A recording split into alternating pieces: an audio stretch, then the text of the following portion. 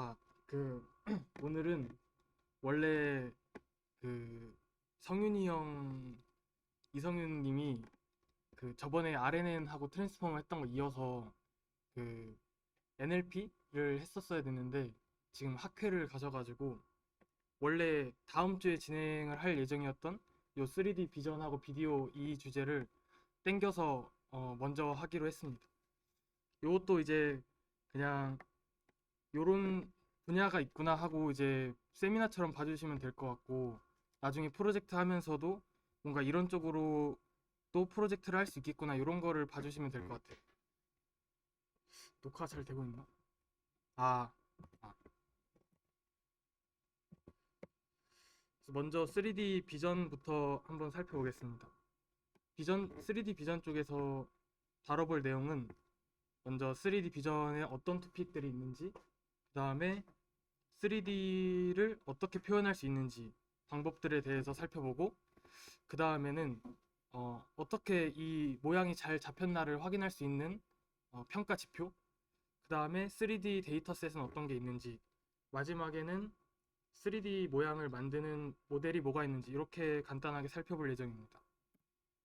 먼저 토픽에 대해서는 보통 3D 비전에서는 두 가지 문제를 다루는데 이제 인풋 2D 이미지가 들어왔을 때 이렇게 3D 모양을 만드는 거, 그 다음에 이렇게 오른쪽처럼 3D 모양에서 이 모양이 어떤 클래스인지 클래시피케이션을 하거나 세그멘테이션을 하는 이런 두 가지의 토픽으로 크게 나눌 수 있습니다. 여기 보시면 이제 3D 비전에서 어떻게 다루어지고 있는지 볼 수 있는데 어, 그냥 이런 것들이 있다고 보시면 될 것 같고 3D 모양을 어떻게 표현하냐 보면 크게 다섯 가지가 있어요. 그래서 뎁스맵, 그 다음에 복셀 그리드, 임플리시트 함수, 그다음에 포인트 클라우드, 메시 이런 식으로 다섯 개로 3D 모양을 표시할 수 있는데 먼저 첫 번째 뎁스맵부터 한번 보도록 하겠습니다.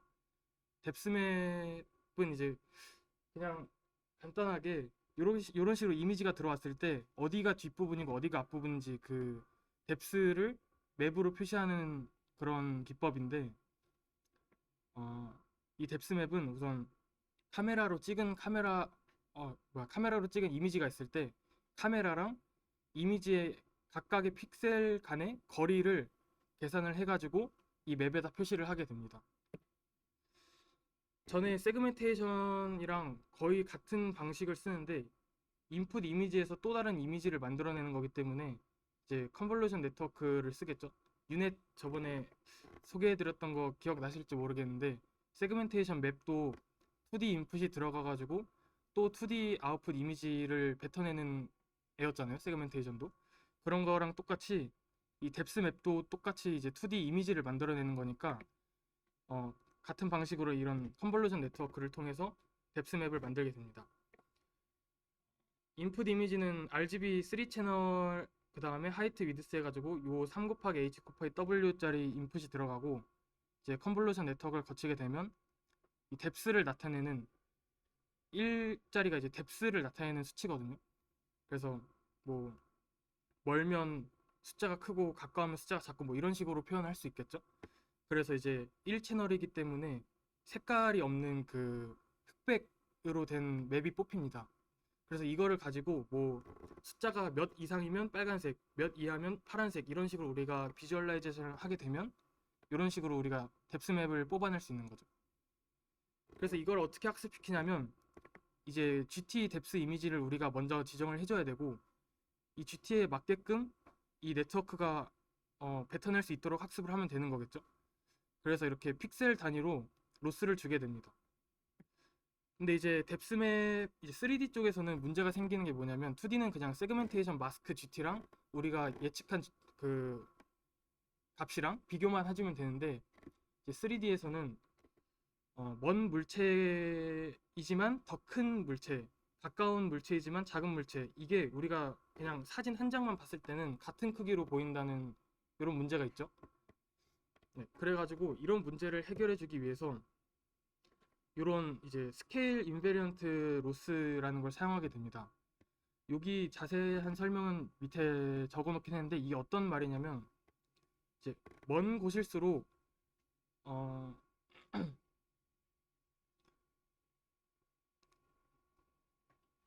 뭐라 해야 되지? 그냥 여기를 들어가 볼까요? 이 로그 그러니까 직선하고 로그 그래프랑 직선 그래프랑 그 먼 곳 수치가 클 때 더 덜 봤잖아요. 그 뭐라 하지? 로그 뭐라 설명 못 하겠네. 뭔 느낌인지 아시겠죠? 그 로그 그래프 보시면 이제 멀수록 그 웨이트를 덜 주게 되잖아요.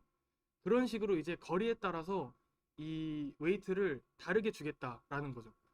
모든 이 거리에 대해서 똑같이 로스를 적용하지 않고 웨이트를 다르게 주겠다. 이런 의미입니다. 오늘 그전부터 이제 3시간은 아닌 것 같다 해가지고 1시간 반 만에 끝내려고 좀 간단하게 준비를 해왔어요. 이제 뎁스맵은 이 정도까지만 하면 될 것 같고, 두 번째는 이제 서페이스 노멀이라는 표현 방식입니다.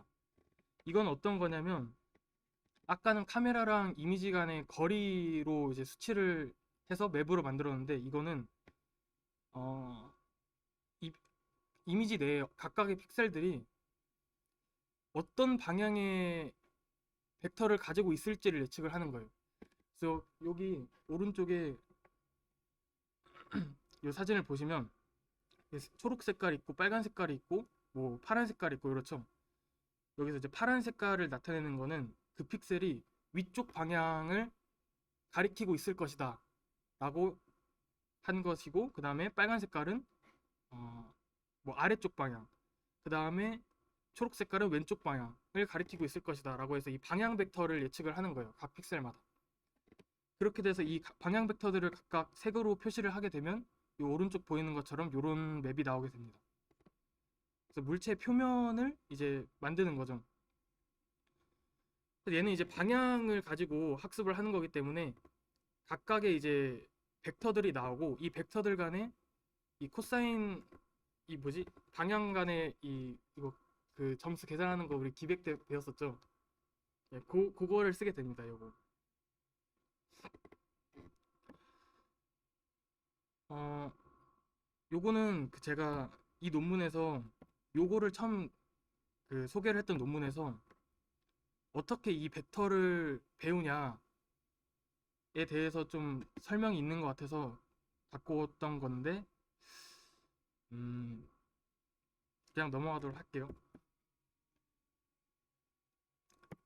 그 다음에 이제 세 번째로는 복셀인데, 요게 좀 많이 쓰였던 것 같아요. 3D 비전에서 그동안. 복셀은 어떤 거냐면 이제 어떤 공간이 있을 때 물체가 있는 곳은 1로, 물체가 없는 것은 0으로 해가지고 이 물체가 존재하는 곳을 이렇게 네모난 복셀로 만들게 됩니다. 그래서 이제 완벽하게 이 공간을 그리드로 나눈 다음에 물체가 있는 곳만 1로 채우기 때문에 이제 3D 물체를 좀 더 명확하게 파악을 할 수 있겠죠. 그 이전 것들에 비해서. 그 이전 것들은 이제 그냥 맵으로 만드는 애들이었으니까 사실상 3D라고 하기는 좀 그랬지만, 얘에서부터는 이제 완전한 3D 그리드를 만드는 거죠. 근데 이제 문제점이 이 공간에 있는 모든 점에 대해서 1 또는 0을 다 채워야 되기 때문에 굉장히 어, 메모리를 많이 잡아먹겠죠. 모든 공간을 다 채워야 되니까. 그리고 지금 여기 보시면 이 육각형들이 좀 커가지고 이런 곡선 같은 걸 표현할 수가 없잖아요. 그래서 이제 곡선 같은 걸 잘 표현하거나 아니면 해상도가 높은 이미지를 처리하려면 이 정육면체 크기를 훨씬 작게 만들어야 되는데, 이러면 공간에서 채워야 될 부분이 훨씬 많아지기 때문에 더욱 이제 계산량이 많아지겠죠. 그래서 이제 복셀을 다루는 방식들은 이렇습니다. 이제 3D 컨볼루션이란 걸 사용하게 되는데, 2D 이미지에서 썼을 때 우리 CNN은 그냥 이미지에서 막 그 필터가 돌아다니면서 계산을 했었죠. 그냥 그거랑 다 같은데 그냥 차원만 하나 더 늘어난 상태로 보시면 됩니다. 그래서 이제 3D 공간이 있을 때 이제 필터가 2D가 아니라 3D 필터가 되는 거고, 이 필터가 이 공간에서 쭉 돌면서 컨볼루션 연산이 진행이 되는 겁니다. 연산이 진행되는 거는 차원 빼고는 그냥 2D CNN하고 정확히 똑같고, 이렇게 해서 이제 복셀을 이런 식으로 컨볼루션을 통해서 피처를 뽑게 되고, 그 다음에 우리가 익히 아는 리니어 클래시피케이션을 통해서 얘가 어떤 클래스인지를 예측할 수 있겠죠. 그래서 이제 이 인풋의 모양이 어떻게 이어지냐면, 일단 이 원 채널이라는 거는 복셀이 채워져 있냐 아니냐 1 또는 0을 넣어놓는 그 채널이고, 그 다음에 이제 30 곱하기 30 곱하기 30은 x, y, z라는 이제 공간이겠죠. 네. 이런 식으로 인풋이 들어가게 됩니다.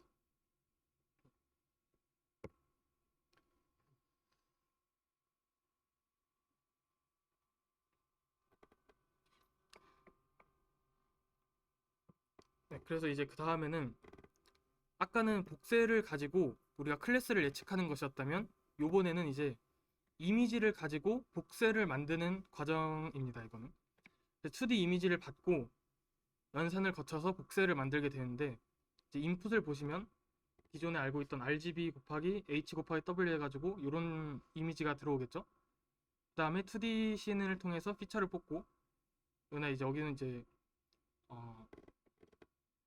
그 리니어를 통해서 우리가 원하는 개수로 피처를 만들 수 있잖아요, 벡터를. 그죠? 그렇게 해서 우리가 원하는 개수대로 피처를 만들어주고, 그 다음에 리쉐입을 통해서 3D 모양으로 만들어줄 수 있겠죠, 토치 리쉐입을 통해서. 그래서 이제 3D 피처인 것처럼 우리가 변환을 해줄 수 있습니다. 그래서 여기서부터는 이제 3D CNN을 통해서 다시 이 피처를 복셀로 만들어주는 작업을 합니다. 네, 그래서 최종적으로는 1 곱하기 공간 해가지고 복셀이 1이냐 0이냐 요런 복셀을 만들 수 있겠죠. 근데 이 3D CNN이라는 것 자체가 굉장히 많은 연산을 필요로 합니다. 2D CNN만 해도 이미지가 되게 해상도가 커지면 엄청 많은 연산이 들어가는데, 이건 3D니까 차원이 하나가 더 늘어나게 되는 거죠. 그래서 이런 문제가 있었고, 그래서 이제 복셀을 만들 때 이 복셀 튜브라는 이런 방식도 제안이 되었습니다. 이거는 뭐냐면 3D CNN이 아니라 2D CNN을 가지고 복셀을 만들겠다라는 건데, 이 내용은 그냥 넘어가도록 하겠습니다. 네, 그래서 복셀의 가장 큰 단점이 이 메모리 문제인데,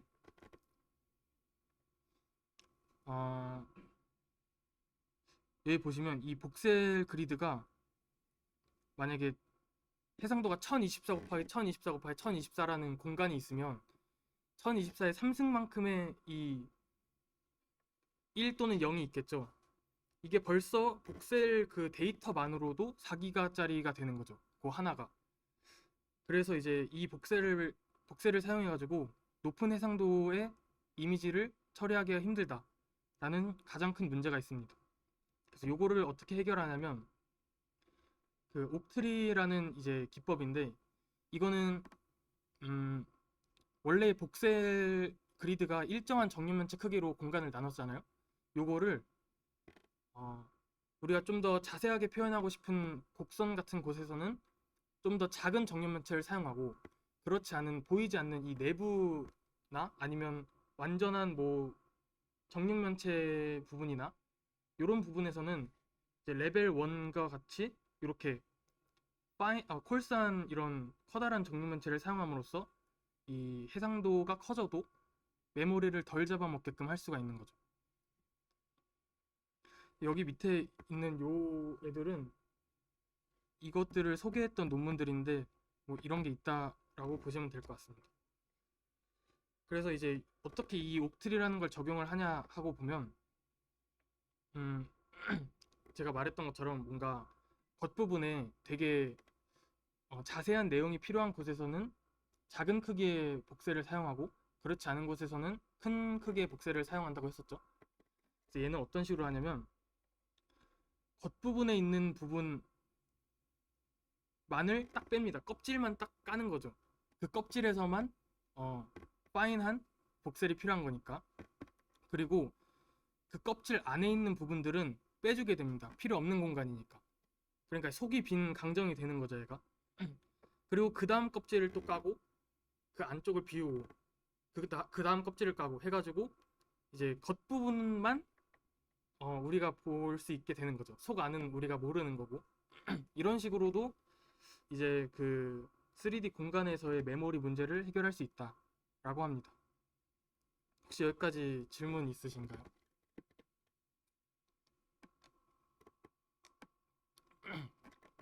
없으시군요. 그 다음에 이제 세 번째는 implicit surface라는 건데, 얘는 어떤 함수예요. 그냥 어떤 함수냐, 이제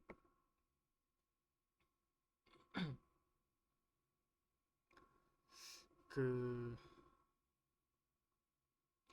3차원 좌표를 줬을 때 얘가 이제 오브젝트의 어떤 표면인지 아닌지를 알아내는 함수인 거죠. 그래서 0.5가 되는 값을 가지는 곳이 나온다면 걔가 이제 물체의 표면이다 라고 예측을 하는 거예요. 얘가 이제 나타내는 거는 완전히 익스플릿하게 아까 복셀처럼 공간을 나눠 가지고 얘가 물체다 아니다 1, 0으로 이제 구분하는 것이 아니라 어떤 3차원 좌표가 주어지면 걔가 물체의 바깥이냐 물체의 안에 있는 좌표냐 이거를 확률로서 내뱉는 함수를 배우는 거예요. 그래가지고 implicit function이라고 하는 것 같습니다. 그래서 이제 이거를 학습하게 되면 각각에 대해서 좌표에 대해서 물체의 바깥인지 물체의 안쪽인지 이런 확률을 배우겠죠. 이렇게 다 배우고 나면 확률값이 0.5인 곳이 나오게 될 거예요. 그래서 그 0.5인 부분을 물체의 겉표면이다 라고 이제 정의를 하는 거죠. 그리고 이제 포인트 클라우드가 있는데 얘는 그 김현우 교수님 연구실에서 되게 많이 연구를 하는 것 같아요. 포인트 클라우드.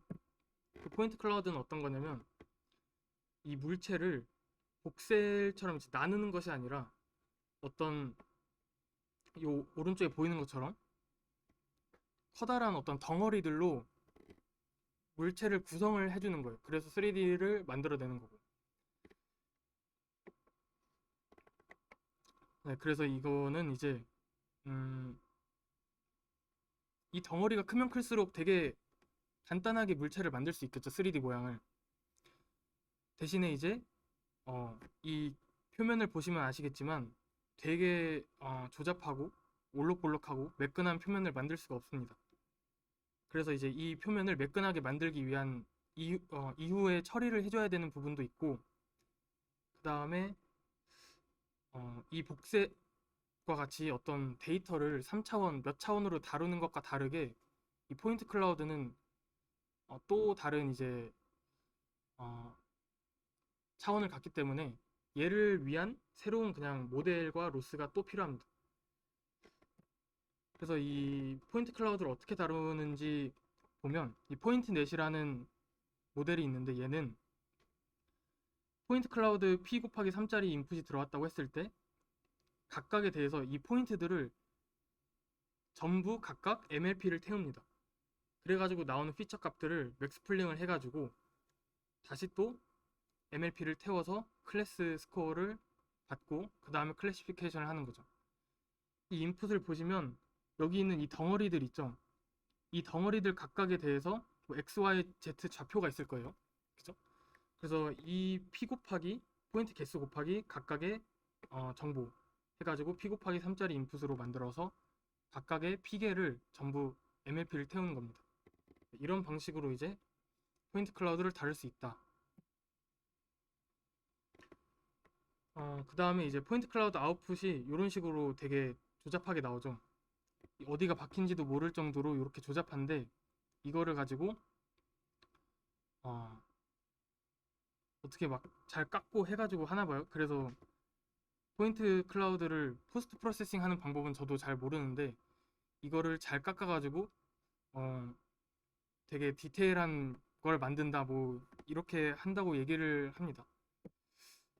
그리고 이제 아까 거는 포인트 클라우드가 들어갔을 때 이제 클래스를 예측하는 애였잖아요. 이제 다시 두 번째 토픽이었던 2D 이미지가 주어졌을 때 포인트 클라우드를 만드는 방법. 이걸 보시면 이제 인풋 이미지가 이렇게 들어오고 2D CNN을 통해서 이미지 피처를 뽑게 됩니다.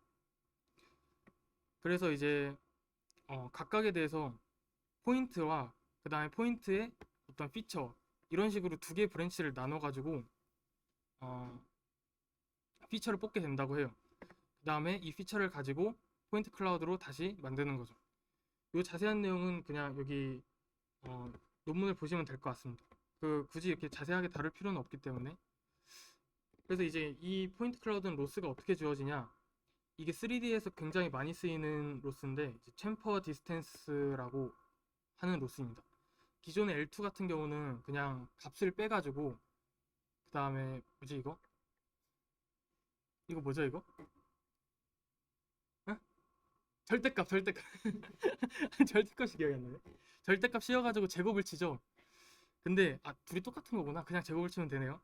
근데 이제 이 L2 로스를 두 개를 합친 방법이라고 생각하시면 돼요. 챔퍼 디스텐스는 이제 이 복셀들이 나오게 되면 이제 GT 복셀이 GT 포인트 클라우드가 있을 거고 모델이 예측한 포인트 클라우드가 있겠죠.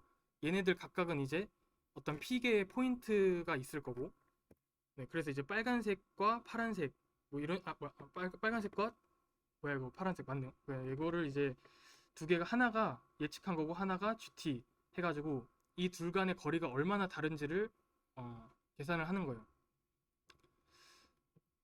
네, 그래서 이제 식을 보시면 요 식과 같은데 먼저 S1을 우리가 저거라 합시다. 그 모델이 뱉은 걸 S1이라 하고 S2 집합을 GT 포인트라고 해봅시다.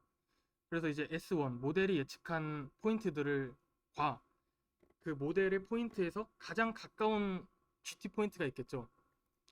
걔네 둘끼리 먼저 빼줍니다. 거리가 얼마나 다른지.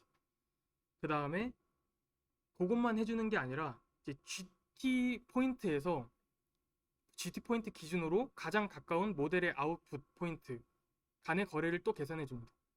이게 같을 거라고 생각이 되는데 막상 보면 이제 모델이 아웃풋으로 낸 포인트를 기준으로 가장 가까운 GT를 찾는 것과 GT에서의 기준으로 가장 가까운 모델 아웃풋 포인트를 찾는 것과 이게 다르거든요. 그래서 그 두 개를 전부 이 L2 로스를 계산해가지고 더해주게 됩니다.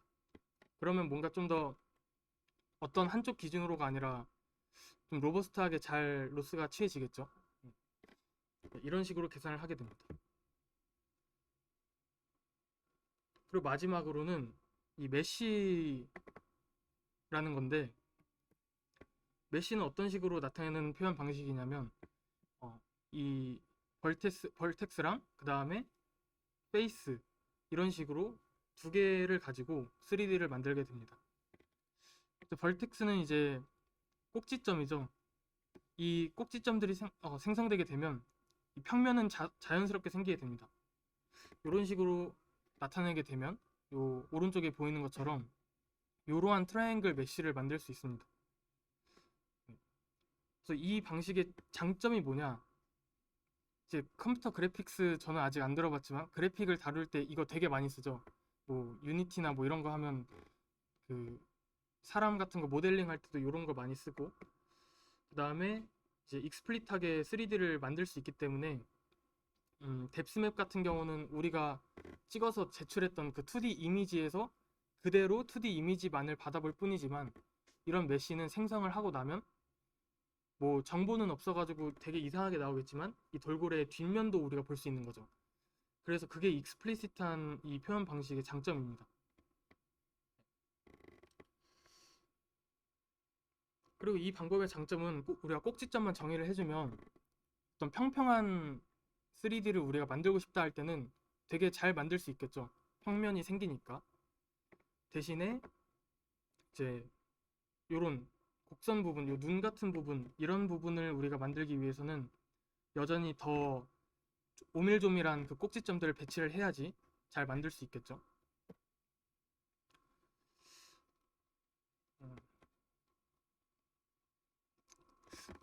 그리고 또 원래는 꼭지점에서만 어떤 피처를 갖고 올 수 있는데 이 꼭지점에 갖고 있는 피처들을 우리가 인터폴레이트를 해가지고 평면 안쪽으로도 가져올 수가 있겠죠.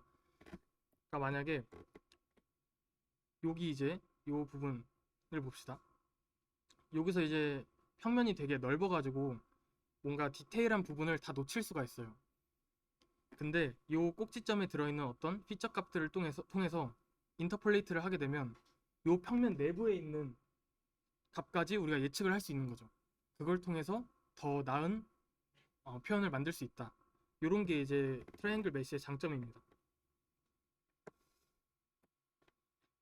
그래서 이제 트라이앵글 메시를 만드는 방법은 인풋 이미지가 주어졌을 때 어떤 그래프 컨볼루션이라는 또 다른 어떤 그래프에서 사용되는 CNN이 있는데 요런 방식을 통해서 어떤 피처를 뽑아내고 그 뽑아낸 피처를 가지고 처음에 물체를 만듭니다. 조잡하게. 그 다음에 다시 또 피처를 뽑고 이 꼭지점들을 또 변형을 시키고 위치를 이동시키고 해가지고 조금 더 나은 모양의 메쉬를 만들고 그 다음에 다시 또 그래프 컨볼루션을 통해서 피처를 뽑아내고 그 다음에 꼭지점들 이동시키고 개수를 많게 만들고 해가지고 또 이렇게 마지막으로 더 나은 모양의 메쉬를 뽑아냅니다. 그러니까 이런 식으로 이제 피처를 뽑고 그 다음에 또 만져주고 피처를 뽑고 또 모양을 바꿔주고 이런 과정을 몇 번 반복을 해가지고 처음에 있던 요 엘립소이드 메쉬라고 보이죠? 이게 이제 그 우리가 처음에 주는 메쉬예요. 그냥 이제 복셀도 보면 공간이 먼저 주어져 있잖아요. 그 공간을 채우거나 안 채우거나 하는데 메쉬는 이제 처음에 이런 구 형태의 초기 이니셜 메쉬를 주고 이미지에서 뽑아낸 피처를 가지고 초반에 이니셜라이즈 됐던 이 구를 이런 모양으로 바꿔주는 거예요. 네. 그래서 이 과정을 거치게 되는데 혹시 이랬을 때 가장 큰 문제가 뭔지 혹시 보이시는 분 있나요? 이 구를 가지고 물체를 만들었을 때 가장 큰 문제. 구는 아무리 우리가 만져줘도 구멍을 만들 수가 없습니다. 그죠? 위상이 다르기 때문에. 그래서 뭐 의자인데 뒤에 막 구멍이 뚫려 있는 의자 뭐 이런 거를 만들 수가 없어요. 만약에 구를 가지고 시작을 했으면 구멍이 뚫려 있는 의자라고 하더라도 구멍이 다 채워진 상태로 나오겠죠. 이런 게 이제 요렇게 어, 계속 모양을 만져주면서 바꾸는 방식의 가장 큰 문제입니다. 그리고 이제 이 모양을 어떻게 우리가 평가를 할 거냐. 평가를 하는 지표가 이 F1 스코어라는 게 있는데 요거 말고도 한 두 가지 정도가 더 있어요. 우리가 디텍션 했을 때 그 IOU 했던 거 혹시 기억나시나요? 인터섹션 오브 유니언? 그게 이제 2D에서 우리가 얼마나 겹치는지를 보는 그런 지표였잖아요. 근데 3D에서도 인터섹션 오브 유니언이 있습니다. 그래서 3D끼리 얼마나 겹치는지 그거를 판단하는 건데 걔는 이제 그렇게 좋지 않다고 합니다. 그래서 이제 가장 좋은 매트릭이라고 이제 F1 스코어라고 하는 게 있다고 하는데 이전에 봤던 그 챔퍼 디스턴스는 이렇게 모델 아웃풋하고 그다음에 GT 이 두 개를 각각 기준으로 삼아가지고 가장 가까이 있는 점을 뽑아냈잖아요. 요것처럼 얘도 이제 각각에 대해서 가까운 점을 뽑아냅니다. 만약에 이제 주황색이 프레딕티드 아웃풋이라고 보고 파란색 점이 그라운드 트루스라고 보면 이제 프레딕티드 아웃풋을 기준으로 삼아서 가장 가까운 GT 포인트를 찾아냅니다. 그러면 이제 요 각각에 대해서 어떤 일정 원 이내에 들어오는 가장 가까운 GT가 여기 하나 있고 여기 하나 있고 또 얘 기준으로 여기 하나 있고 이렇게 세 개가 있죠. 네, 그러면 이제 네 개의 프레딕티드 아웃풋 점을 기준으로 세 번이 겹쳤어요. GT랑. 그렇기 때문에 이제 프리시전은 4분의 3이다. 라고 이렇게 수치화를 할 수 있습니다. 그 다음에 이제 GT를 기준으로 이 파란 색깔 점을 기준으로 일정한 원 이내에 들어오는 이제 프레딕티드 아웃풋을 보는 거예요. 그래서 얘는 이제 세 개가 GT 포인트였고 각각에 대해서 여기 프레딕티드 점이 하나 겹치고 여기서는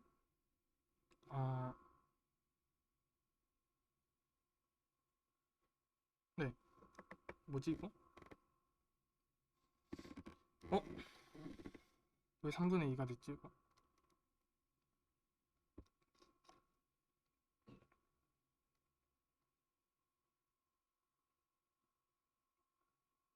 아, 바본가? 3개 중에 2개만 이제 겹치기 때문에 3분의 2가 됩니다. 3개의 그라운드 트루스가 있을 때 그 중에 2개만 이제 프레딕티드 아웃풋과 들어오는 구간이 겹치기 때문에 이 3개 중에 요 2개 해가지고 3분의 2가 됩니다. 요 프리시즌하고 리콜 요거 이제 통계 같은 거 보면 많이 볼 수 있죠. 요걸 통해서 F1 스코어를 예측을 합니다. 네. 그래서 이제 F1 스코어라는 게 가장 좋은 평가 지표라고 해요. 이게 아웃라이어에 대해서 되게 로버스트하게 작동이 된다고 합니다. 그 챔퍼 디스텐스 같은 경우도 우리가 GT 이미지를 기준으로만 하지 않고 또 아웃풋 이미지를 아웃풋 포인트 그 다음에 GT 포인트 이 2개를 각각 기준으로 해가지고 계산을 하죠. 이게 이제 로버스트 했던 것처럼 요 F1 스코어를 가지고 계산을 하는 것도 마찬가지로 이제 되게 로버스트하게 작용을 할 수 있다라고 합니다.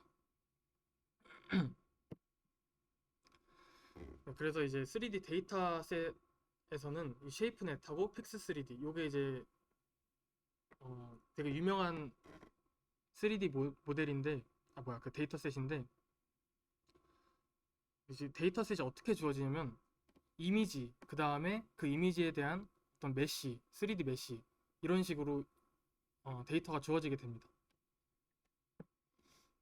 그래서 이거 어디지? 픽스3D인가? 요거는 그 이케아 그 가구들을 가지고 모델링을 다 해가지고 만든 데이터라고 해요. 그래서 요거에 어떻게 사용되냐면 그 이케아 우리나라에서는 없는 것 같은데 이케아에서 가구를 사기 전에 막 어떤 집에다가 우리가 이 가구를 드래그 해가지고 막 내 집 꾸미기 뭐 이런 거를 할 수 있는 게 있다고 하는데 그런 데서 이제 이케아에서 그런 거를 쓰기 위해서 만든 이 모델링 데이터라고 합니다. 네, 그래서 이제 마지막으로 메쉬 RCNN이라는 이제 메쉬를 만드는 기법이 있는데 이전에 마스크 RCNN하고 뭐 패스트 RCNN하고 아주 똑같은 모델이에요. 근데 이제 마스크 RCNN이 패스트 RCNN에서 마스킹 세그멘테이션을 해주는 그 브랜치 하나만 더 추가를 했었죠. 그거랑 똑같이 메쉬 RCNN은 이렇게 메쉬를 만들어내는 브랜치 하나를 더 추가한 거, 그 차이밖에 없습니다.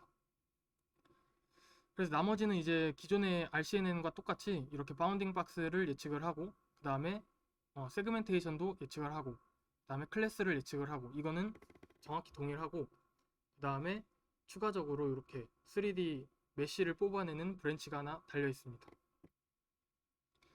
그래서 메쉬 RCNN이라는 모델을 가지고 픽스3D 데이터셋에서 인퍼런스를 하게 되면 이런 식으로 모양이 나와요. 되게 조잡하긴 한데 이제 2D 이미지만 가지고 만든다는 게 좀 신기하긴 한 부분인 거죠. 네, 메쉬 RCNN에서는 직전에 그 구 메쉬를 막 아무리 만져도 구멍을 만들 수 없다는 문제가 있었죠. 걔를 이제 해결을 한 논문입니다. 그래서 크게 보면 이제 인풋 이미지 2D 이미지가 들어오고 걔를 가지고 기존의 RCNN과 같이 오브젝트 디텍션을 하고 마스크를 씌우고 그 다음에 이제 3D 메쉬를 만들어내는 이 브랜치 하나가 더 달렸다고 했죠. 이 브랜치가 하는 역할은 우리가 이제 디텍션을 한 물체를 가지고 걔를 3D 복셀로 먼저 만듭니다. 복셀은 이제 물체가 채워져 있는지 안 채워져 있는지를 나타내는 그 레프레젠테이션이라고 했죠. 그래서 이거를 먼저 만들고 이 복셀을 가지고 메쉬로 바꿔주는 작업을 합니다. 그러니까 처음부터 메쉬를 만들면 되는데 왜 이런 레프레젠테이션의 그 전환을 거치냐면 그 이제 메쉬 이니셜라이제이션을 주기 위해서 이렇게 한다고 합니다. 기존에는 여기를 보시면 이렇게 구로 생긴 이제 메쉬를 이니셜로 줘가지고 얘를 가지고 이렇게 만들었죠. 이렇게 이니셜로 주는 메쉬가 구가 아니라 조금 더 자세하게 생긴 메쉬면 우리가 원하는 걸 더 잘 만들 수 있겠죠. 요 이니셜라이제이션을 구가 아니라 이제 모양과 어떤 관련된 요런 복셀 형태로 먼저 줘가지고 이 복셀을 메쉬로 전환만 시켜준 다음에 걔를 이니셜라이제이션 메쉬로 사용을 하게 되는 거죠. 그렇게 되면 의자처럼 이렇게 구멍이 뚫린 애도 우리가 요런 구멍이 뚫린 상태로 이니셜라이제이션을 줄 수 있기 때문에 구멍도 우리가 메쉬로 만들 수 있다라는 장점이 생깁니다. 그래서 여기 보시면 이제 마스크랑 박스 브랜치는 기존 RCNN에서 했던 브랜치고, 그다음에 이제 복셀 브랜치라는 게 이제 메쉬를 만들어내는 브랜치인데, 이제 2D 이미지에서 가져온 피처를 가지고 어떤 복셀을 만들 다음에 이 복셀을 가지고 메쉬로 전환을 합니다.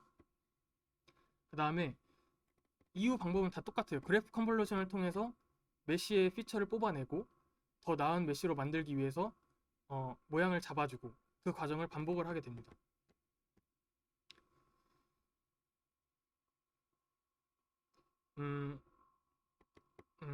자세한 내용은 건너뛰고, 그래서 그 그래프 컨볼루션이 뭐냐 하면 이것도 그냥 간단하게만 수식 설명 없이 그냥 설명만 해드릴게요. 2D 컨볼루션 같은 경우에는 이미지 하나를 돌면서, 필터가 돌면서 각 이미지에 있는 어떤 피처 값들을 가져오죠. 그거랑 똑같이 이제 그래프 컨볼루션이란 거는 요 메쉬도 어쨌거나 트라이앵글 메쉬도 꼭지점과 이제 선이 있기 때문에 그래프라고 생각을 할 수 있어요. 그래서 요 그래프 위에서 기준이 되는 이 점이 있죠. 걔랑 이제 가까운 니얼바이 네이버우드라고 하죠. 네이버우드 포인트들을 잡아가지고 요 기준 점이 이제 돌아다니는 거예요. 필터처럼 돌아다니면서 각각에 있는 요 네이버우드의 피처 값들을 가져오는 거죠. 자세한 내용은 굳이 필요가 없을 것 같고, 그런 식으로 이제 그래프를 돌면서 컨볼루션과 같이 이제 피처를 가져온다 라고 생각을 하시면 됩니다.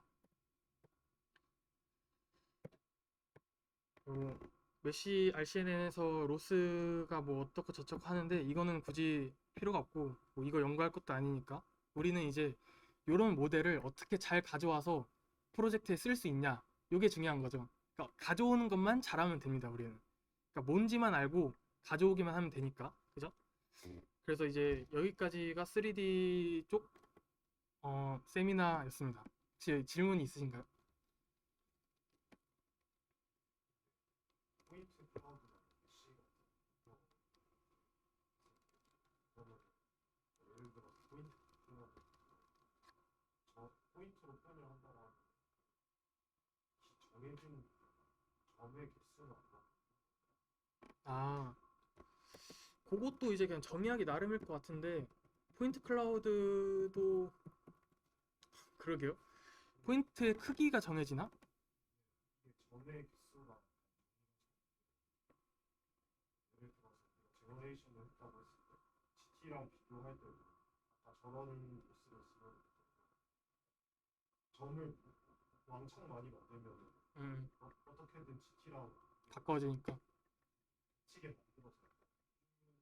그런 음, 그런 부분에서 최대로 만들어야 되는 점 개수가 그런 거에 대한 리스트릭션이 없이 그거는 제가 생각했을 때는 아마 저기 메모리에 따라서만 다를 것 같아요. 왜냐면 이 포인트가 많으면 많을수록 로스 계산할 때 당연히 좋아지겠죠. 그죠? 가까워지는 포인트가 많을 테니까. 그 말은 뭐냐면 포인트가 많아지면 많아질수록 어쨌거나 더 좋은 이런 포인트 클라우드 아웃풋이 나온다는 얘기가 되겠죠. 왜냐면 포인트가 뭐 어찌됐든 이 포인트 클라우드끼리 막 겹치거나 막 이렇게 겹칠 수는 없겠잖아요. 그죠? 그렇기 때문에 어쨌거나 공간상에 있는 어떤 포인트인데, 그 포인트가 많으면 많을수록 좋다는 얘기가 뭐냐면 어쨌거나 포인트가 많으려면 그 포인트 클라우드가 작아야 돼요. 그죠? 그러면 포인트가 작다는 거는 더 이 파인한 서페이스를 더 잘 나타낼 수 있겠죠? 네. 요거보다는 이 아래에 있는 애가 더 좀 자세하게 나타내는 것처럼 이런 식으로 어쨌거나 점의 개수가 많아지고 클라우드의 크기가 작아지고 하는 거는 더 나은 모양을 만드는 거니까. 그죠, 그죠. 그런 느낌일 것 같아요. 복셀 같은 경우도 더 3D 그리드를 잘게 나누면 좋아지지만 계산이 너무 많아지는 것처럼 아마 그렇게 될 것 같습니다. 그래서 3D 쪽은 이렇게 5가지를 우리가 간단하게 살펴봤고, 아마 우리가 다룰 수 있는 3D는 포인트 클라우드 아니면 메쉬 요 두 개 중에 우리가 아마 사용할 수 있을 것 같아요. 요 왼쪽 부분 같은 경우는 뎁스맵이랑 뭐 임플리시트 서페이스는 사실상 3D가 아니라 이미지이기 때문에 어떤 뭐 프로젝트 할 때 굳이 쓰일 것 같진 않고, 복셀 그리드는 너무 이제 컴퓨테이션하고 메모리를 많이 차지하기 때문에 이건 연구 쪽 목적이 아니면 우리가 사용할 수 없을 것 같아요. 그 다음에 이제 메쉬, 포인트 클라우드 요거는 뭐 우리가 쓸 수 있겠죠. 뭐 이미지 찍어가지고 뭐 걔를 이제 모델링 하는 프로그램으로 가져올 수 있게 하는 뭐 프로젝트를 한다던가 뭐 이런 식으로. 네, 그렇습니다. 이제 여기까지가 3D 쪽이었고, 잠시 쉬었다가 비디오 쪽을 보도록 하겠습니다.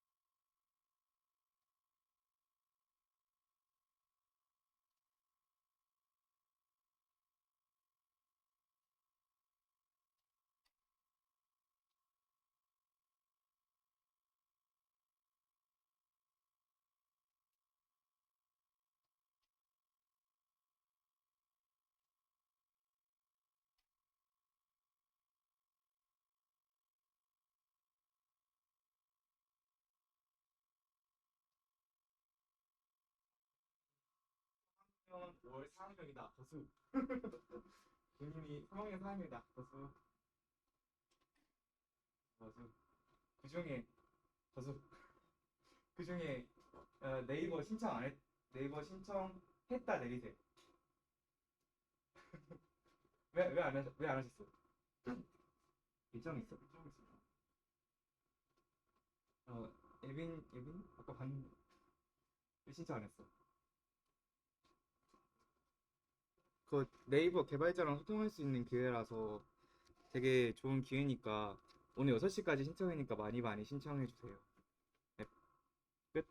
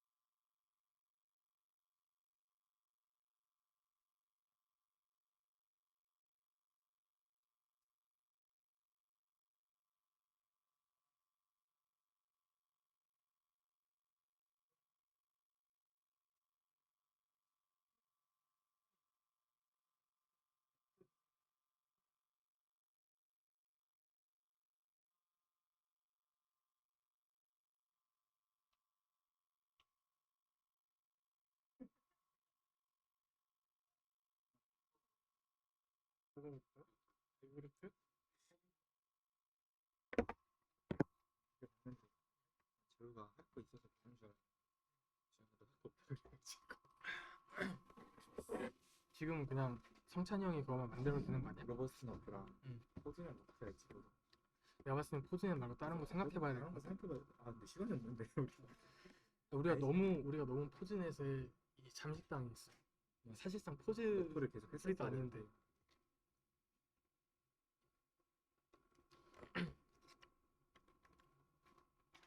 지금 언제쯤 끝날 것 같아? 10년 전에 한 시간만 더 하면 끝날 것 같은데?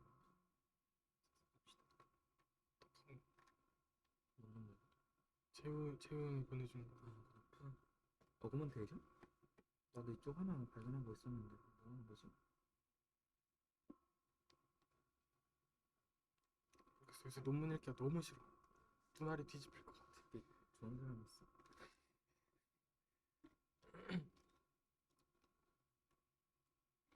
아니 이런 게 있더라. 그 너프 스튜디오. 이건 또 뭐야? 그거 막 개신기한 그냥 앱 같은 거야. 너프 앱. 너프 에크랑 비슷한 건가? 너프 에크를 사용해서 응. 앱처럼 만든 거야. 아 약간 프론트가 시킨 거. 그런 거 되지.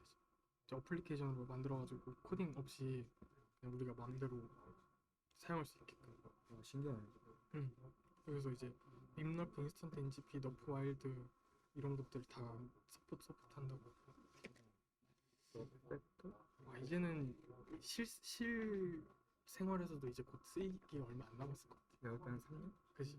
진짜 이 정도면 곧 쓰여.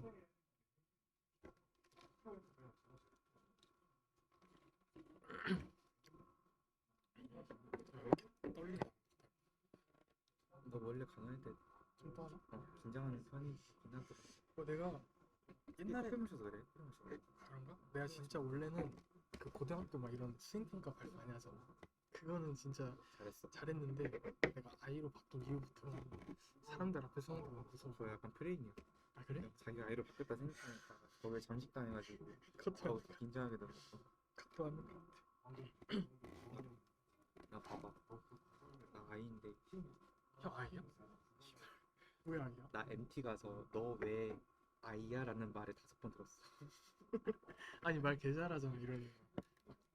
아니 그 1회 스터디 시작하겠습니다 이런 말 잘한다. 그거는 해야 되니까. 나 그런 거 좀 오글거려서 잘 못하겠어. 내 안에 이 자아가 따로 있어. 그 자아한테 지금 명령을 내렸지. 네가 몸을 주는 건 줘라. 그래서 그런 거 보면서 발표 진짜 어떻게 이렇게 잘하지? 재원이가 의외로 그렇게 잘해. 재원이 잘하더라고. 재원이 잘해. 그러니까 이해가 쏙쏙. 영어 너무 많아. 진짜. 보기만 해도 머리 아파. 이게 뭐야?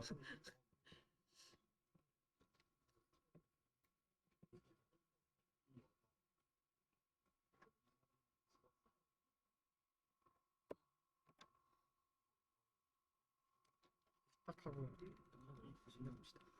나도 안 하는 거? 오늘 뭐지? 뭘? 기술 발표니? 오늘 기술 아 발표. 성찬이 오늘이네. 얼마 안 되지. 힘들다. 치료해보니까. 아 내가 할까? 일단 이남 써있고 시윤이 안 왔어. 시윤이 저 연구실 혹시 김예. 돼 있지 않았나? 안 됐나? 아까 안 돼있긴. 안 돼 있네? 뭐야? 됐다. 심하민님 안 오셨죠? 안 오셨고. 뭐야? 그 자동. 아. 똑같이 해줘. 오. 진슈는 연구실에. 그 연구실은 맨날 스터디. 고정이야 그거. 아니 그 이번 주까지만 목요일. 원래는 이제 월요일.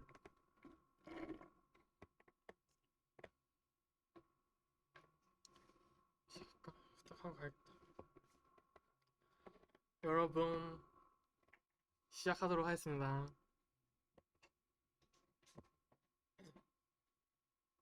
이제 한 30분만 더 하면 끝날 것 같아요.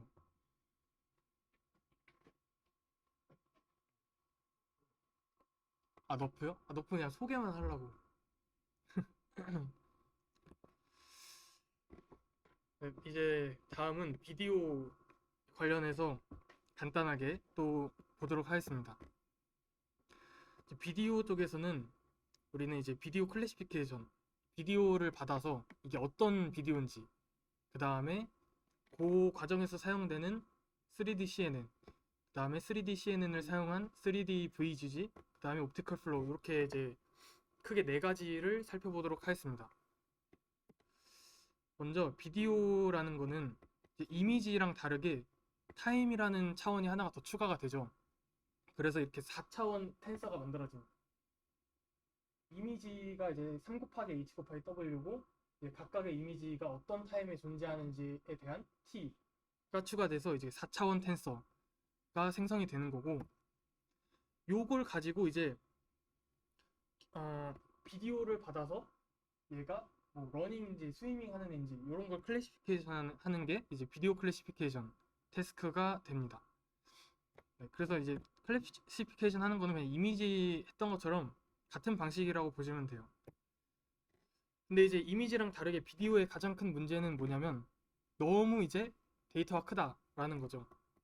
우리가 카메라로 찍으면 뭐 60프레임 비디오도 만들 수 있고 뭐 30프레임 뭐 이런 식으로 프레임이 있죠. 1초에 몇 개 있는지.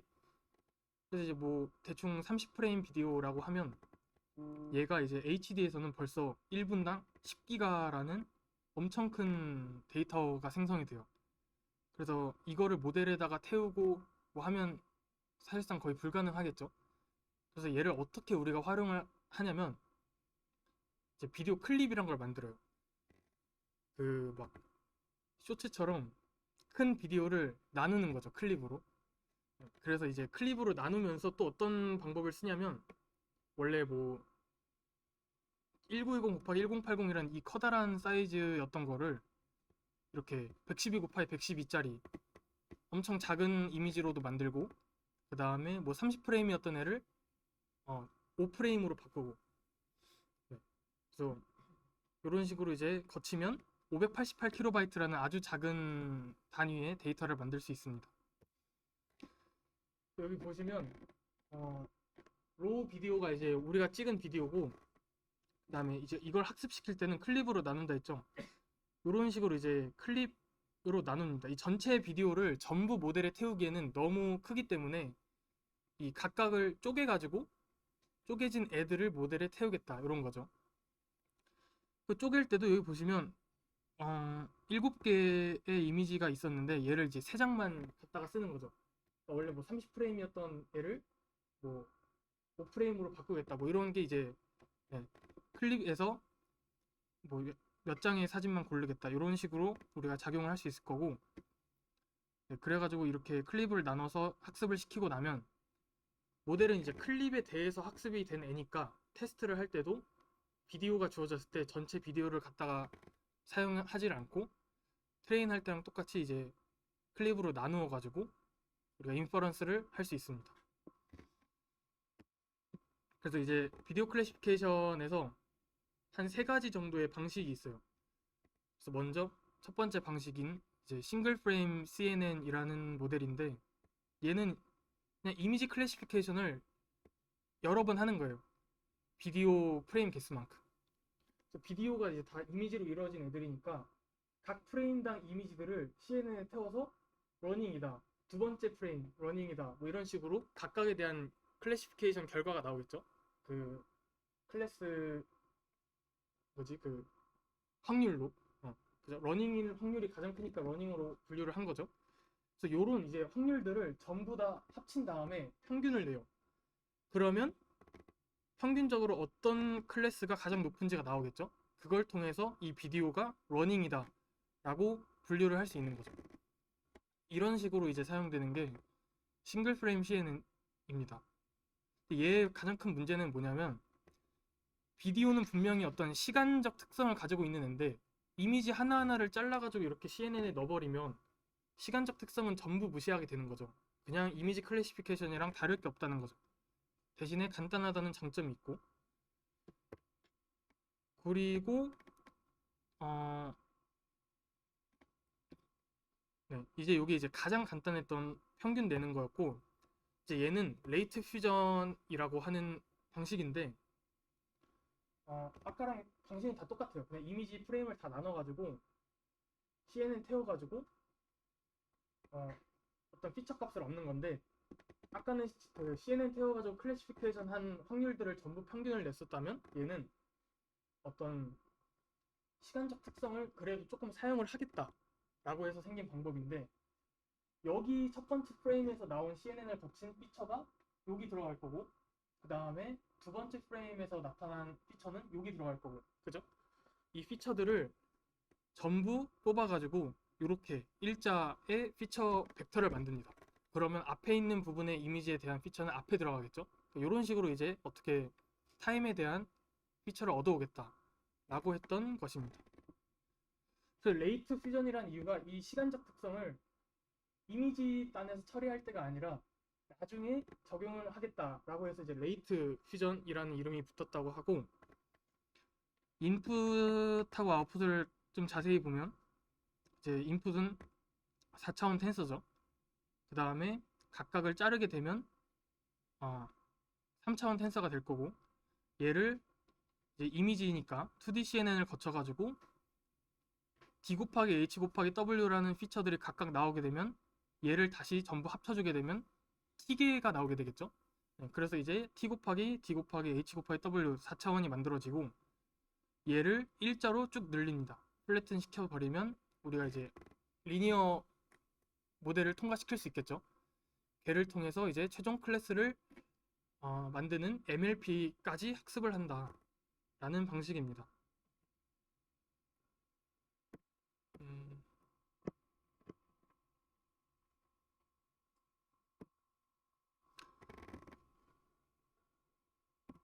네, 그리고 여기서는 이제 CNN에서 나온 저 피처들을 전부 사용해서 플래튼을 시켰다면, 여기서는 이제 CNN에서 나온 피처들을 에버리지 풀링을 하게 됩니다.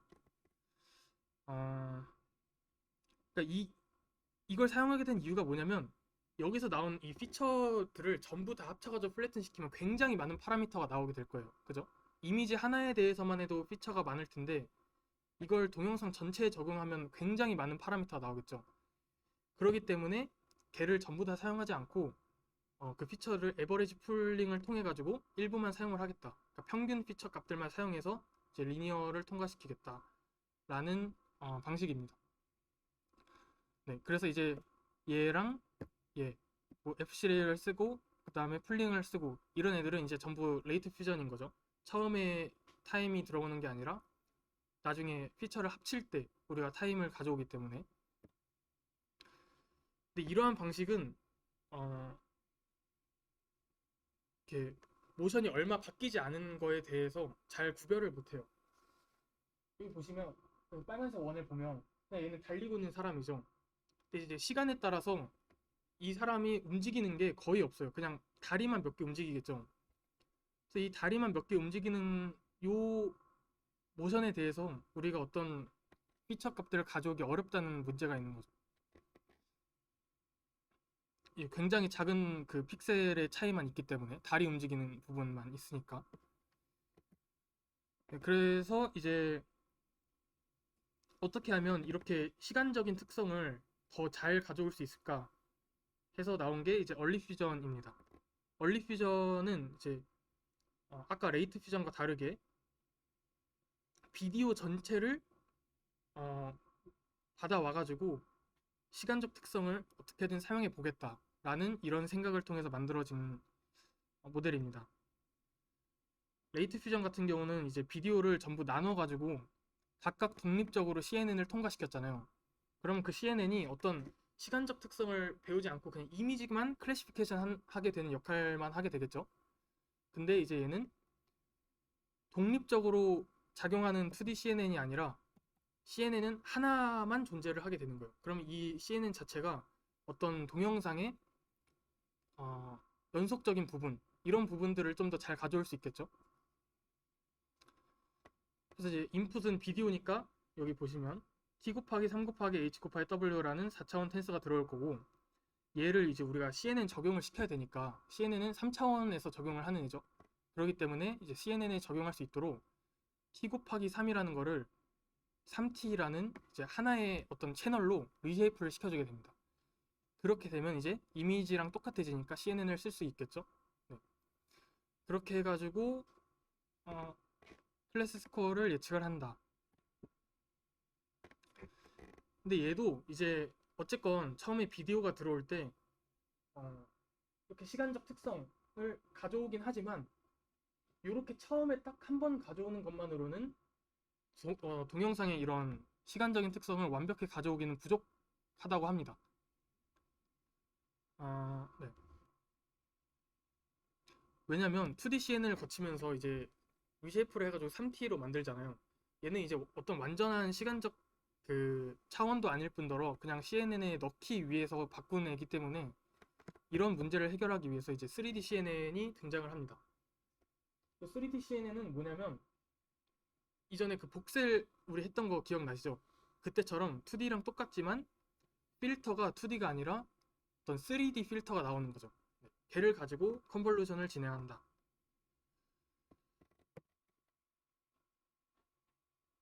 네, 그래서 이제 2D 우리 컨볼루션 보면 2D 컨볼루션 해주고 필터 갖고 컨볼루션 하고 맥스플링 하고 뭐 이런 식으로 하죠. 그게 다 똑같은데 이제 3D 필터를 통해서 컨볼루션 하고 그다음에 3D 맥스플링을 하고 뭐 이런 식으로 다 똑같지만 차원만 하나 늘어난 형태. 그래서 이제 레이트 퓨전 맨 처음에 봤던 마지막에서 평균을 내는 거, 그 다음에 얼리 퓨전 동영상 인풋을 받아가지고 시간적 특성을 처음에 사용하겠다. 그 다음에 3D CNN 방금 봤던 거죠. 이 세 개를 비교를 해보면 시간적 특성을 사용하는 가장 좋은 방법은 이 3D CNN입니다. 왜냐하면 이 차원을 한번 자세히 보면 여기 이제 C 곱하기 T 곱하기 H 곱하기 W 요 차원을 잘 봐주세요. 그러면 이제 T가 이제 타임 차원이죠. 타임 차원. 우리가 원하는 거는 이 T라는 타임 차원에서 어떤 피처를 갖고 오길 원하는 거예요. 근데 레이트 퓨전은 그냥 이제 이미지에서 CNN을 거치기 때문에 요 타임 피처에 대해서는 계속 같은 값만 갖게 돼요. 그냥. 그죠? 타임에 대해서는 우리가 건드리는 게 없으니까. 그리고 얼리 퓨전 같은 경우도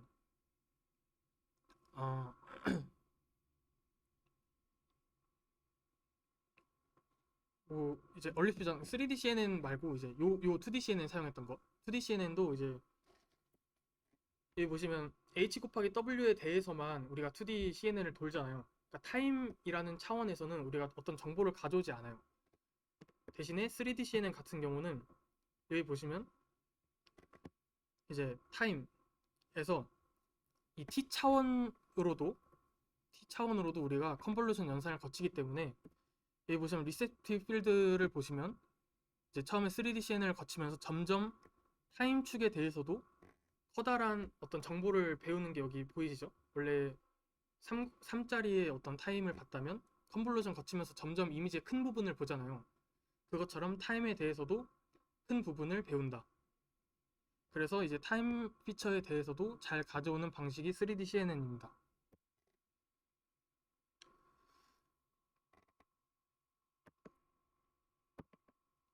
그래서 3D CNN이 좋은 이유는 뭐냐면 2D CNN은 우리가 타임 피처에 대해서 전혀 고려를 하지 않기 때문에 이런 식으로 타임이 만약에 T 차원이 16이라고 하면 이 16차원을 무시하기 위해서 필터가 무조건 뭐 몇 곱하기 몇 곱하기 16 이런 식으로 고정된 필터를 쓰게 됩니다. 그럼 이제 T 차원 축으로는 이동하는 부분이 아무것도 없죠. 근데 이럴 때 문제가 생기는 게 뭐냐면 만약에 같은 이미지라고 해봅시다. 달리는 이미지 뭐 달리다 보면 이런 식으로 찍힌 이미지가 3초에도 있을 거고 또 달리면 7초에도 이러고 있을 거 아니에요? 그죠? 근데 그 차이를 2D CNN은 배울 수가 없어요. 왜냐면 T차원 쪽에서는 계속 동일한 값을 갖고 오기 때문에 그죠? 그래서 우리가 3초일 때랑 7초일 때랑 같은 이미지지만 다르게 보고 싶다면 여러 가지 필터를 써야 돼요. 그러니까 3초일 때 얘를 발견하는 필터, 7초일 때 발견하는 필터 이렇게 두 개를 써야 되는데 3D CNN은 이제 t 차원에 대해서도 우리가 이 컨볼루션을 거치기 때문에 그러한 문제가 없어진다라는 거죠.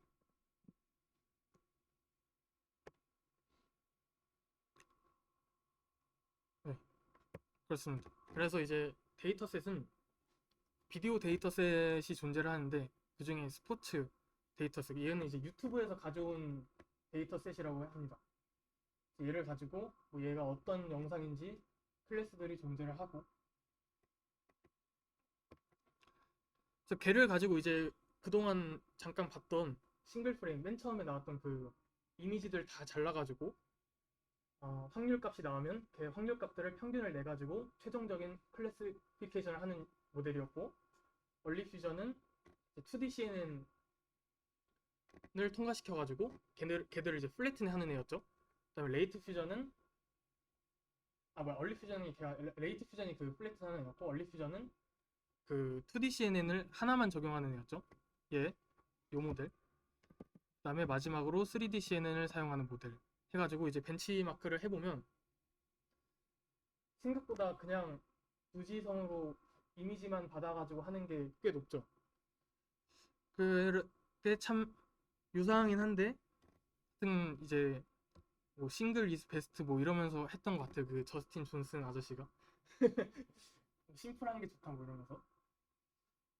그래서 이제 얼리 퓨전 같은 경우는 타임 피처를 뭔가 가져오려고 했던 시도지만 오히려 더 낫고, 3D CNN도 물론 좋긴 하지만 얼마 차이가 없어요. 그 말은 뭐냐, 그냥 뭐 그렇게 뭔가 생각보다 큰 차이가 없다. 근데 이제 여기서 등장했던 이제 3D VGG가 있습니다. 여기 아래에 있는 논문에서 나온 건데, 원래 VGG 우리 전부 다 구현해봤죠?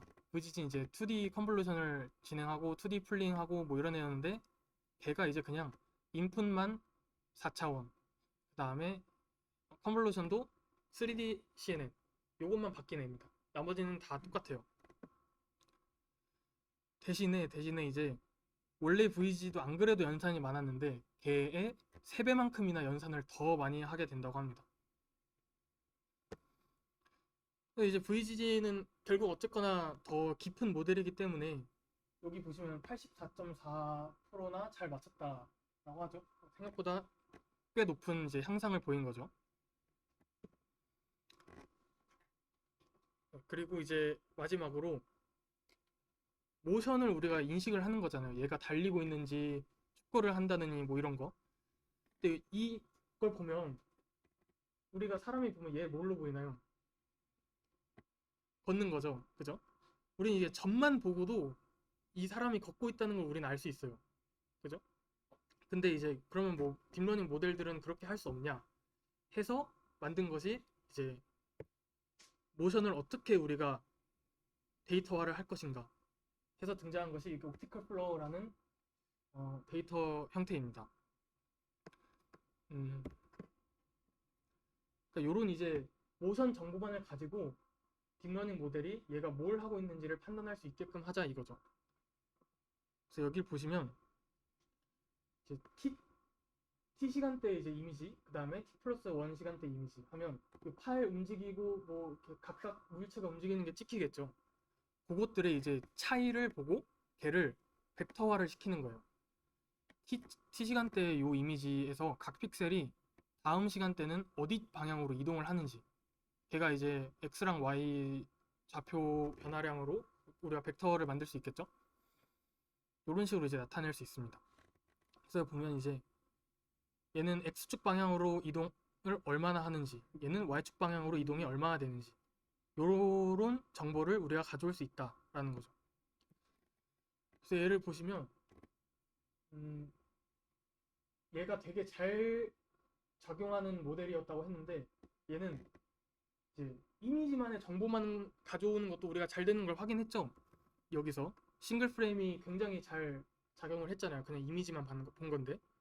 그래서 그걸 보면 이미지만 보고도 뭘 하는 비디오인지 우리가 잘 파악을 할 수 있다라는 장점이 있고, 그 다음에 모션, 사람이 하는 것처럼 모션만 보고도 뭘 하는 건지 알 수 있다.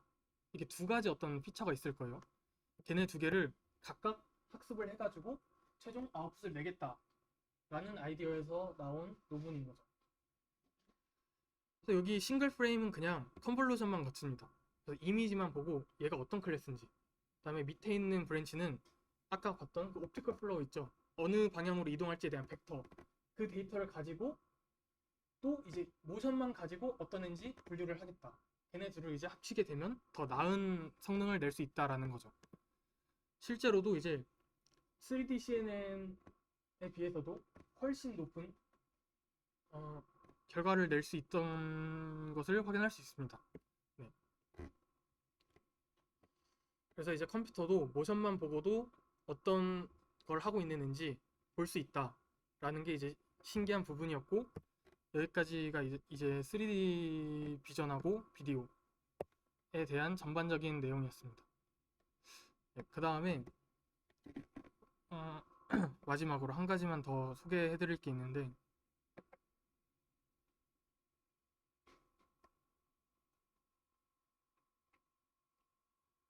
이제 이거는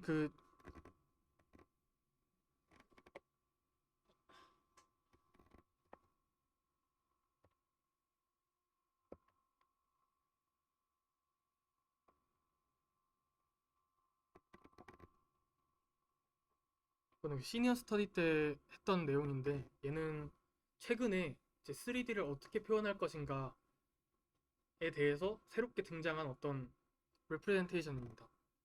우리가 뭐 메쉬도 했고 뭐 복셀도 했고 뭐 이런 식으로 방식들이 여러 가지가 있었잖아요. 근데 이제 최근에는 2020년에 나온 논문인데 어떤 뉴럴 필드를 만들겠다라는 생각인 것 같아요. 여기 보시면 이런 식으로 이제 3D를 어떻게 레프레젠테이션을 할 수 있는 건데, 얘는 어떻게 작용이 되냐면, 만약에 이런 포크레인이 있는 공간이 있다고 합시다. 우리가 원래 복셀 같은 경우는 각 좌표가 3D 그리드 안에서 물체가 있냐 없냐를 우리가 판단을 했었죠. 그렇기 때문에 모든 공간에 대한 정보를 담고 있어야 돼요. 그죠? 우리가 다 갖고 있어야 되는 거예요. 근데 얘는 일종의 함수라고 보시면 됩니다.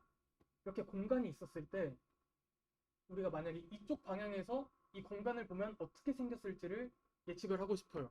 그러면 이쪽 방향에서 봤을 때 각 픽셀에서 어떤 웨이를 쏩니다. 이 공간으로.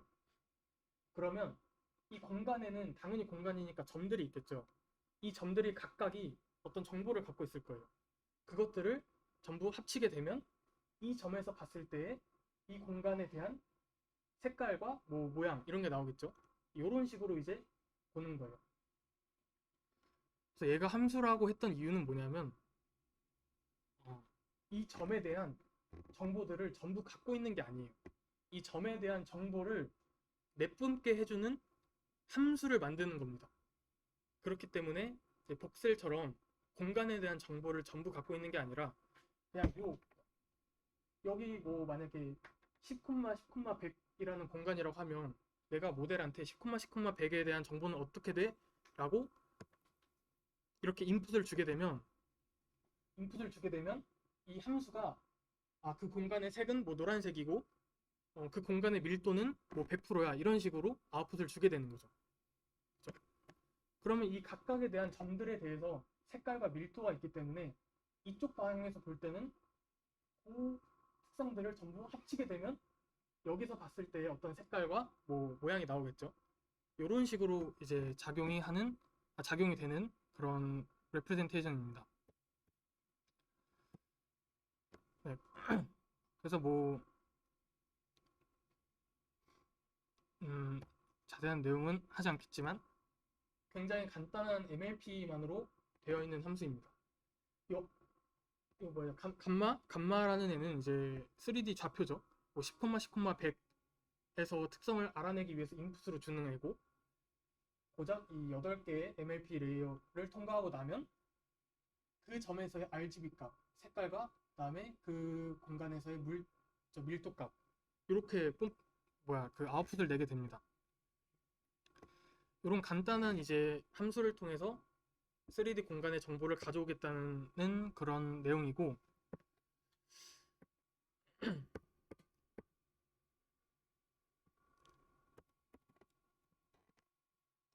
그래서 혹시 이 점에서 왜 이 레일을 써가지고 점들을 합쳐야 되는지 혹시 이해가 안 가시는 분 있나요?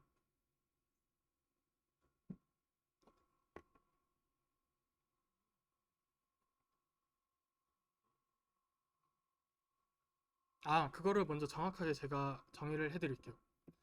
이 모델의 인풋은 x, y, z, 세타, 파이라고 하는데, x, y, z는 여기 공간에 있는 점입니다. 공간에 있는 점. 그러니까 복셀은 이 공간에 물체가 있어 없어를 바로 확인할 수 있지만, 얘는 이 점에서 물체가 있는지 없는지, 색깔 이런 거를 함수에 태워서 그 함수가 이제 알려주는 형태인 거죠. 그렇기 때문에 이 점에 대한 좌표가 인풋이 됩니다. x, y, z는 좌표인데 이 세타 파이는 뭐냐? 뭘까요, 이거? 뭔 거 같아요, 이거 세타 파이? 응? 보는 각도. 맞아요, 맞아요. 보는 각도입니다.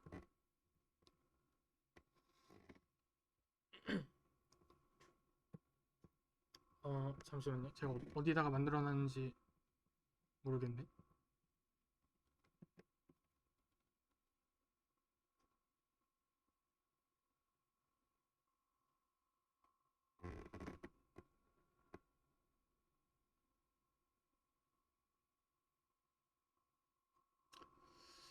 지금 잘 못 찾겠는데, 일단 XYZ는 어떤 공간에 대한 좌표고, 세타랑 파이는 우리 구면 좌표계 알죠? 구면 좌표계. 구면 좌표계에서는 우리가 어떻게 표현을 하나요? 세타랑 파이 이런 식으로 우리가 좌표계를 형성을 하죠. 왜 이게 구면 좌표계에서 우리가 계산을 해야 되냐? 왜냐면 이제 카메라로 찍은 이 형태잖아요, 데이터가. 카메라가 바라보는 방향, 이 카메라가 어떤 구면 좌표계 내에서 작동을 하게 됩니다. 그래서 그 카메라의 방향을 설정해주기 위해서 세타랑 파이로 이 바라보는 방향에 대한 정보를 넣어주는 거죠. 그래서 자, 우리가 원하는 거는 이렇게 공간이 있을 때, 뭐 얘가 잘 학습되었다고 해봅시다. 그러면 나 여기 방향에서 이 물체를 바라보고 싶어 라고 우리가 모델한테 인퍼런스를 시키는 거죠. 그러면 이 모델은 이런 이미지를 만들어야 되는데, 만들 때 각 픽셀 하나하나씩을 생성을 해야 되잖아요. 만약에 여기 있는 픽셀을 생성하기 위해서는 이쪽 방향에서 뭐가 보이는지를 봐야 되는 거죠. 이렇게 웨이를 쏘는 거고, 이쪽 방향이란 게 이제 세타랑 파이겠죠. 뷰잉 디렉션. 그 다음에 각각에 대해서 점들을, 이 공간에 존재를 하겠죠. 무수히 많은 점들이. 그 점들에 대한 좌표가 XYZ가 됩니다. 그래서 그거를 좀 자세히 보면, 여기 감마 X는 XYZ 좌표예요. 공간에 대한 좌표. 왜냐면 그 공간에서 그 물체가 어떤 색일지, 뭐 어떤 밀도일지 이런 걸 알아야 되기 때문에 XYZ를 넣어주고, MLP가 통과를 하게 되면 먼저 밀도 값을 계산을 합니다. 왜 뷰잉 디렉션은 이 나중에 돼서야 넣냐? 어떤 물체가 존재하면 공간에서의 밀도 값은 내가 여기서 바라보나 여기서 바라보나 항상 얘는 존재하는 애예요. 그죠? 그렇기 때문에 바라보는 방향에 따라서 이 물체의 밀도가 달라질 일은 없습니다. 대신에 내가 만약에 이렇게 한 상태로 바라보면 얘의 밀도가 크겠지만, 제가 바라볼 때는 이 밀도 큰 노트북이 안 보이겠죠. 얘가 가리고 있으니까. 나에게는 얘 밀도가 더 크게 되는 거죠. 이게 이 레일을 써서 점들을 합쳐야 되는 이유가 바로 이겁니다. 여기 보시면 이제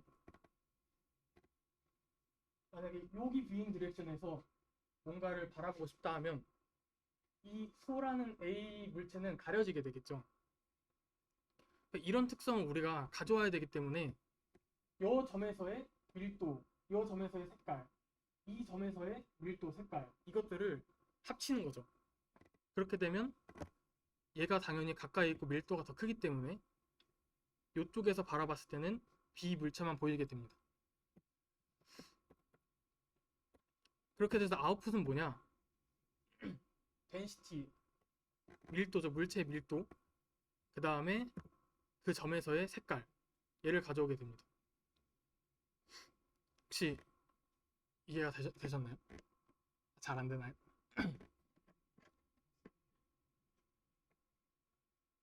학습할 때 사용하는 데이터는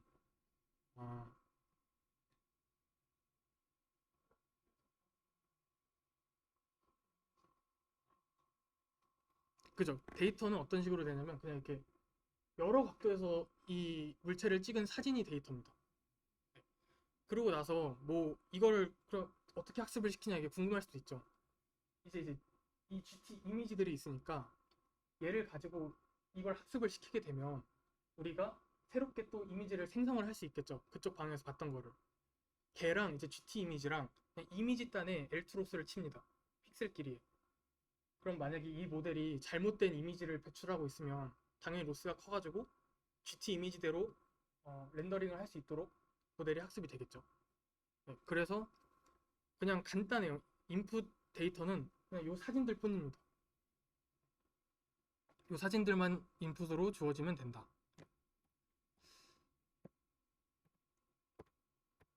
네, 그래서 굉장히 많은 수식들이 있지만 이런 개념이 있다 라고 하시면 될 것 같고,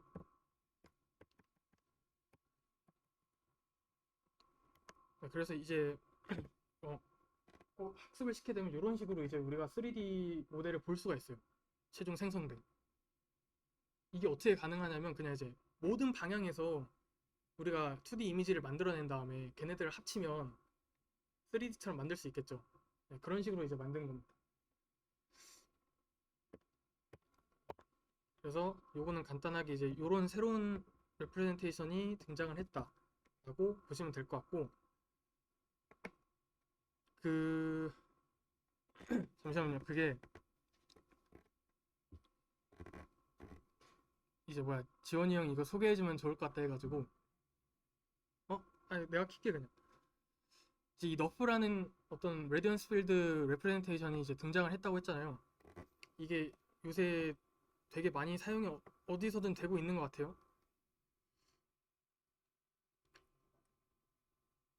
그래서 이게 방금 전에 연구실에서 공유해 주신 건데, 구글 맵에서도 이제 그 너프라는 3D 레프레젠테이션을 가지고 구글 지도에 적용을 했다고 합니다.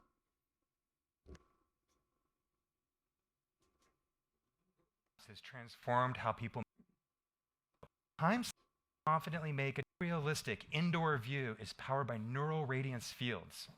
It's an advanced AI technique that uses 2D images to generate a highly accurate 3D representation that recreates the entire context of a place, including its lighting, the texture of materials, and what's in the background. You can also see if a restaurant's lighting is good for a date night or if the outdoor view at a cafe is the right place for lunch with friends. Immersive view uses AI. 자, 이게 어떤 걸 말하고 싶었던 거냐면, 구글 지도 보면 가끔씩 그 우리가 내부로 들어갈 수 있잖아요. 어떤 건물 내부, 미국 같은 데 가면 막 내부까지 보이는 거 있잖아요. 그것들 보면 막 앞으로 뚜껑 누르면 이제 확대가 되고 막 이러죠. 이제 사진을 가지고 그냥 뭐 이동하는 거잖아요, 그거는. 근데 얘는 이제 너프라는 걸 사용하게 되면 사진들을 여러 장 찍어가지고 걔를 3D로 만들 수 있죠. 렌더링을 시킬 수 있으니까. 그래서 A 이런 cafe 식으로 is the right place for lunch with friends. 공간에 대한 정보를 Immersive view 담을 수 represents a 있다라는 completely new. 그래서 그거를 이제 구글 지도에서 사용을 했다고 합니다. 너프가 나온 것도 아마 구글에서 만들었던 것 같은데, 그래서 이제 활용을 하려고 하는 것 같아요. 혹시 더 질문 있으신가요?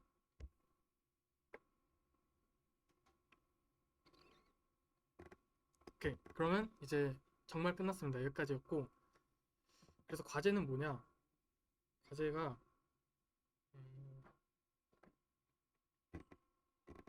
이번 거는 간단할 수도 있고 어려울 수도 있을 것 같은데, 스켈레톤 코드는 일단 없습니다.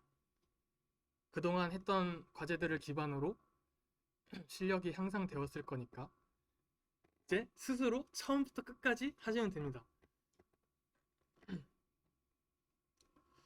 과제는 여기 올려놨는데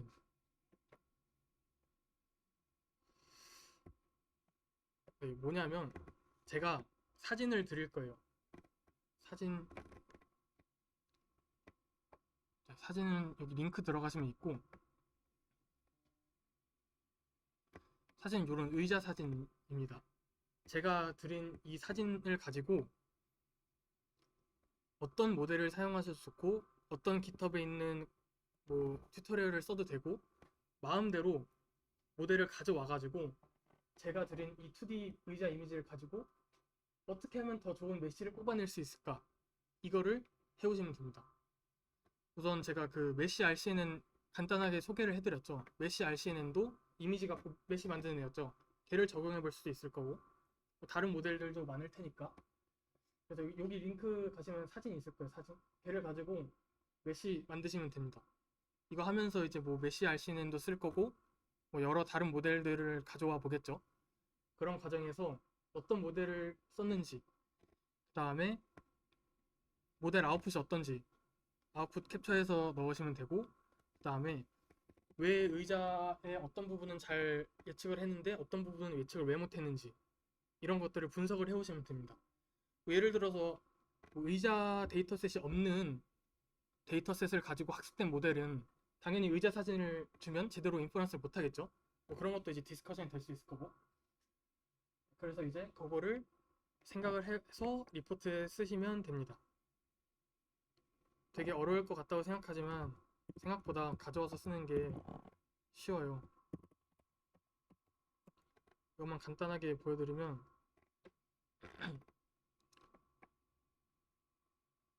이 콜앱도 있죠. 여기 오프닝 콜앱 요런 거 있는 거를 이제 잘 찾아보시면 돼요. 하다 보면 이런 거 되게 잘 나와 있거든요. 얘는 그냥 쫙 실행시킨 다음에 사진만 넣으면 얘가 알아서 해줍니다. 그러니까 요런 걸 이 과제를 하는 이유가 뭐냐면 우리 이제 곧 있으면 막 아이쿠톤 하잖아요.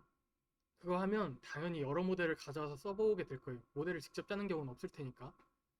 그래서 얼마나 잘 만들어진 모델을 내 거에다가 쓸 수 있는지 그거를 연습하기 위함에서 요 과제를 준비를 해봤습니다. 그래서 요거 해오시면 될 것 같고 여기까지 하도록 하겠습니다.